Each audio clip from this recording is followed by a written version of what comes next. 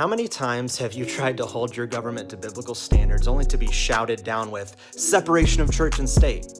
You see, this is sacred dogma for the progressive leftists of our day. It's what they say to any believer that doesn't leave their Christianity out of public policy making.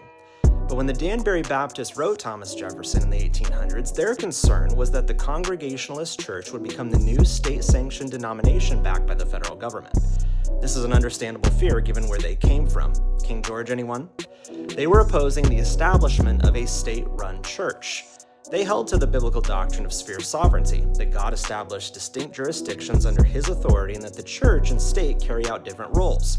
Church leadership can't enforce public justice and civil government can't tell the church how they can worship God. Simple, right?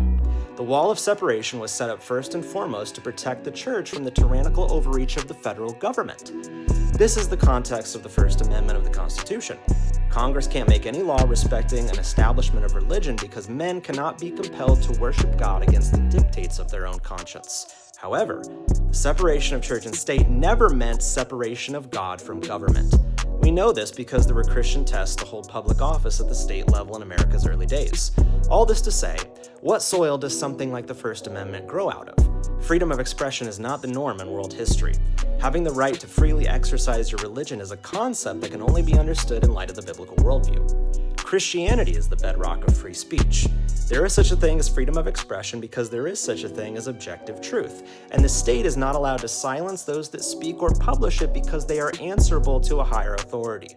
Without the God of the Bible and the assumption of human sin, these things just don't exist. So next time you come across someone that wants to shame you into silence with separation of church and state, let them know that if they like that doctrine, they should thank a Christian.